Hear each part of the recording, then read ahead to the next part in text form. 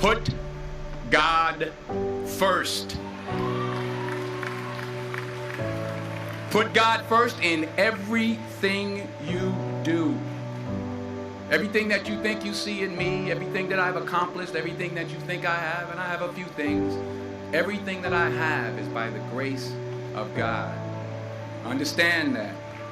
It's a gift. 40 years ago, March 27th, 1975, it was 40 years ago, just this past March, I was flunking out of college.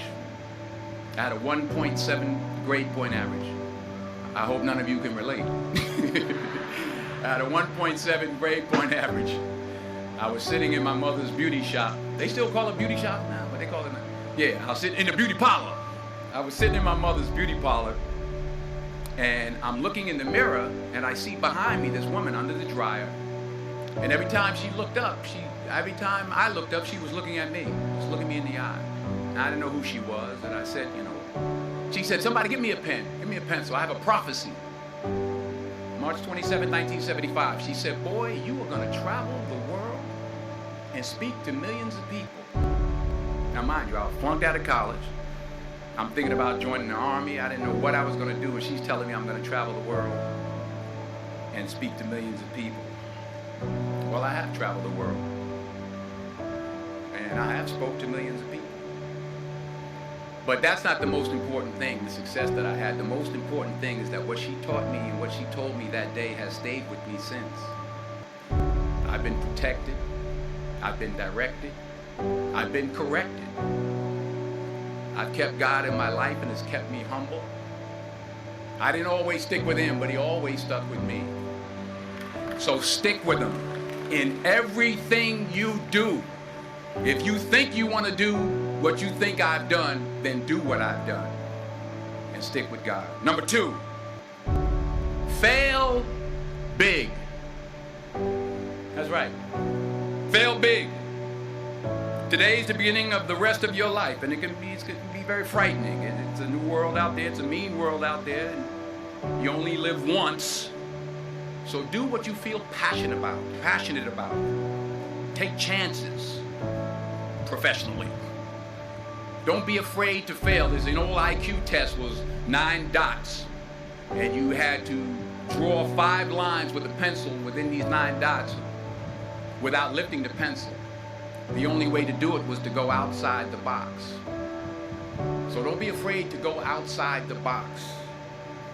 Don't be afraid to think outside the box. Don't be afraid to fail big, to dream big. But remember, dreams without goals are just dreams, and they ultimately fuel disappointment. So have dreams, but have goals. Life goals, yearly goals, monthly goals, daily goals. I try to give myself a goal every day.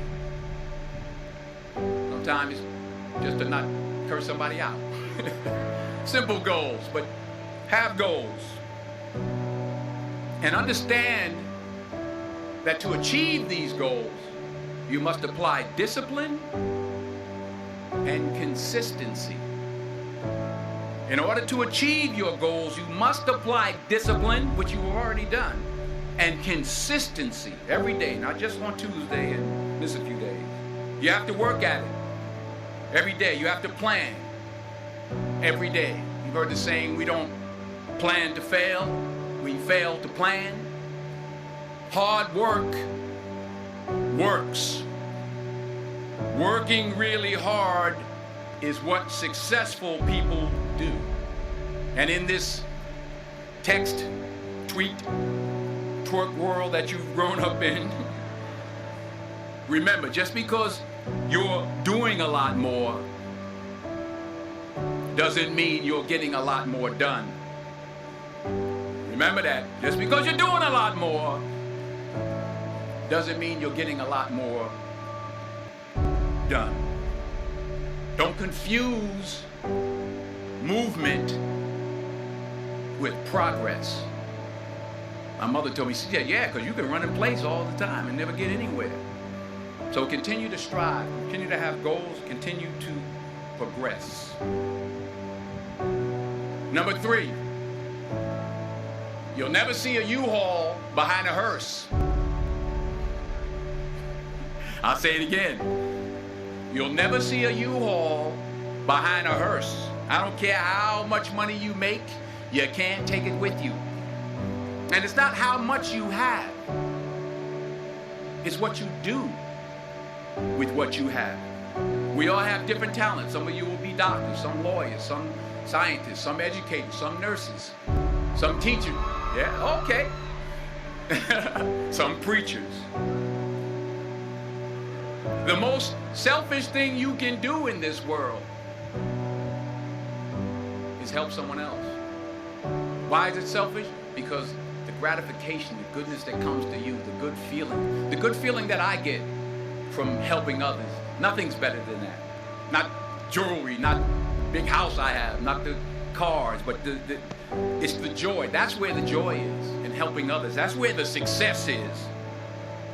Finally, I pray that you put your slippers way under the bed tonight, so that when you wake up in the morning, you have to get on your knees to reach them. And while you're down there, say thank you for grace. Thank you for mercy. Thank you for understanding. Thank you for wisdom. Thank you for parents. Thank you for love. Thank you for kindness. Thank you for humility. Thank you for peace. Thank you for prosperity. Say thank you in advance for what's already yours. It's how I live my life. That's why I am, one of the reasons why I am today. Say thank you in advance for what is already yours. True desire in the heart for anything good is God's proof to you sent beforehand to indicate that it's yours already. I'll say it again. True desire in the heart, that itch that you have, whatever it is you want to do, that thing that you want to do to help others and to grow and to make money, that desire, that itch, that's God's proof to you, sent beforehand already to indicate that it's yours. And anything you want good, you can have.